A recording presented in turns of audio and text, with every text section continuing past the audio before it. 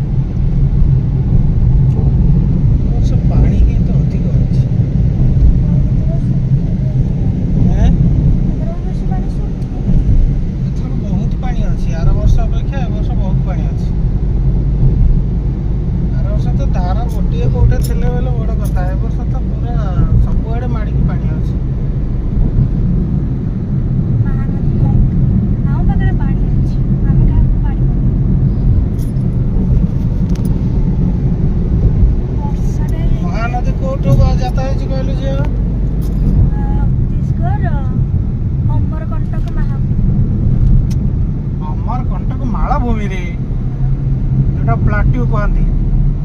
अमरकंटक मालभूमि कोठो बाहर जी छत्तीसगढ़ अमरकंटक मालभूमि ओके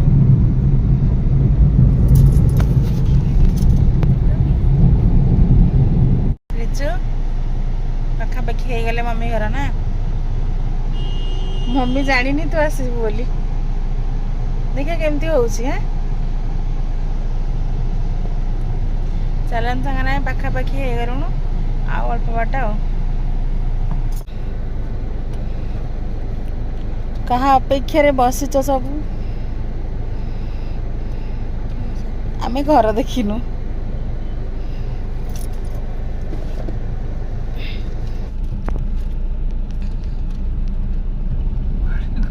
अरे तो भीतर नर्सिंग होम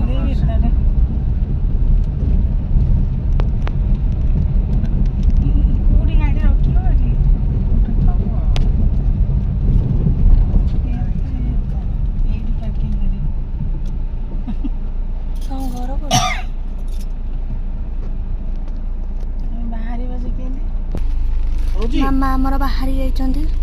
गाड़ी पार्किंग करा अछि एठी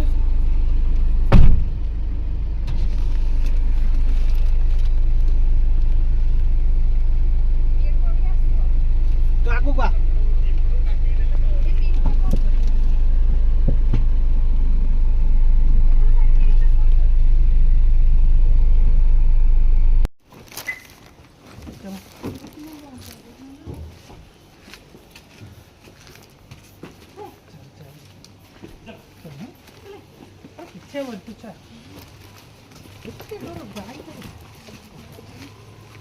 पूरा डोर से हाइट होना है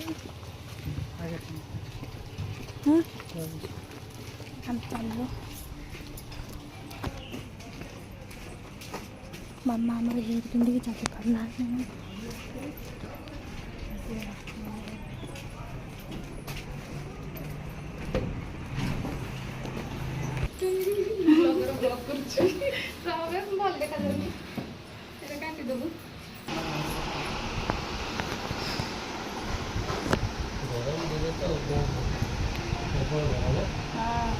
गरम तो घर ठंडा अच्छे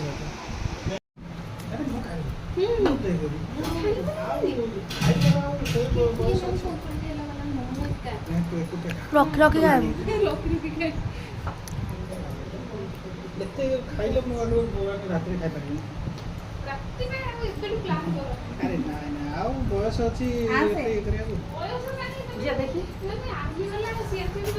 ବୟସ ନାହିଁ ବୋଲେ ମାନେ ଆମର 3 ଥର ଖାଇବାର ଅଭ୍ୟାସ ହେଇଗଲାଣି। ଆଉ 3 ଥରରୁ ଯଦି ଚତୁର୍ଥ ଥର ଏତିକି ବି ଖାଉଛି ବୋଲେ ଆଉ ମାନେ ନେକ୍ସଟ ଖାଇବାଟା ଆଉ ଖାଇହେବ।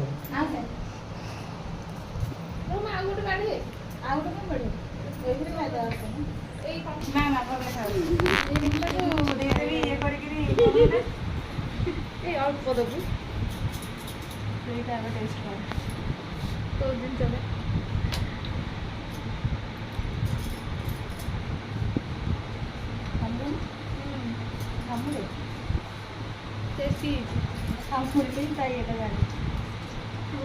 ତ ନାନୀର କଙ୍କଡ଼ା ଝୋଳ ଯିଏ ଖାଇଛି ସିଏ ପୁରା ଏକାଳେ ଦେବାରେ। ମୋ ନାନୀ ମୋ 3 ନମ୍ବର ନାନୀ ସିଏ ବି ଆସିବ ଥରେ ଖାଇବାକୁ ହେଲେ ସିଏ ଆସିପାରୁନି। ମତେ କଣ ପଡେ ତରକାରୀ ବଢିଆ ହେଇଛି ଯାବେ ନଥିଲେ କଣ ଖାଇବେନି ଏପଟେ ବସା ସେପଟେ ଖାଇବେ ତୁ ଖା ଖାଇଥିଲୁ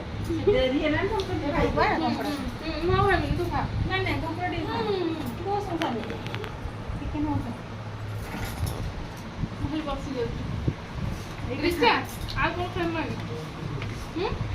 କଙ୍କଡ଼ା ମାଛ ଚିକେନ ମାନେ ଝାଡ଼ା ନହେଲେ ହବ ଏକା ସାଙ୍ଗରେ କୁଡି ଟିକେ ଆସିନାହାନ୍ତି ମୋ ସାଙ୍ଗରେ ବସ କୁଡି ମାଲୁମା ମୁଁ ଆଉ ଖାଏନି ସିଏ ଚିକେନ ଖାଆନ୍ତିନି ଆମ ଘରେ ଲେଡିଜ ମାନଙ୍କର ପ୍ରୋହିବିଟେଡ ଆମେ ଖାଲି ଖାଉଛୁ ଆଉ ବାକି ରହିଲେ ଆମେ ବୋହୁ 2 ଜଣ ଆସିଲା ପରେ ଚିକେନ ଷ୍ଟାର୍ଟ ହେଇଛି କଙ୍କଡ଼ା ଖା ବହୁତ 2 ଜଣ ବୋଲେ ଆଉ କିଏ? ଆଉ ଜଣେ ଖୁଡିଙ୍କର ଆଚ୍ଛା ସେପଟ ନିହାତି ବସ ବସ ଇଏ ବଡ ନା ବଡ଼ ଏଇଟା ଏମିତି ଖୋଲା କରିକି ରଖିଦେବ ଯଦି କେଶବ ଗଲେ ସେ ଥଣ୍ଡା ହେଇଯିବ। ନା କେତେ ଟନ୍ର? 1.5 ଟନ୍ ବୋଲେ ୟାର ଡବଲ ଥଣ୍ଡା କରିବ ସିଏ। ୟାର ବଡ଼ ରୁମ୍କୁ ୟାର ଏଟା ଏତିକି ଅଛି ୟାର ଡବଲ ହେଲେ ରୁମ୍ଟାକୁ ବି ଥଣ୍ଡା କରିଦେବ। ଥଣ୍ଡା ହେଇଯିବ ଏଇଟା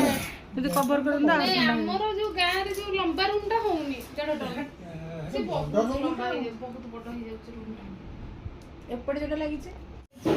ଏଇଠି କିଏ ଦେଖେଇବି ରିଚାର କରେ ରିଚା ଆଇସ୍କ୍ରିମ୍ ଖାଉଛି ଆଇସ୍କ୍ରିମ୍ ଖାଉଛି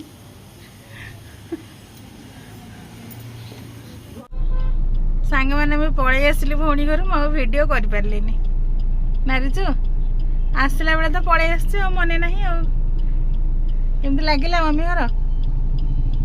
ଭଲ ଲାଗିଲା ମମି କେତେ ଦିନ ପରେ ଦେଖିଲୁ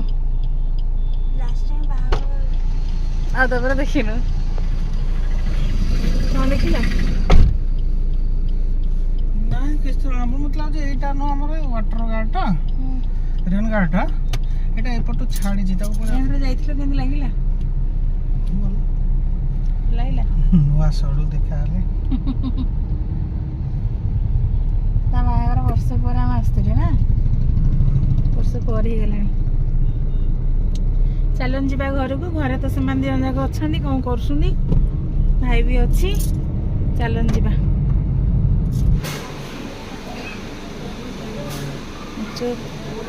କୁଆଡ଼େ ଆସିଛୁ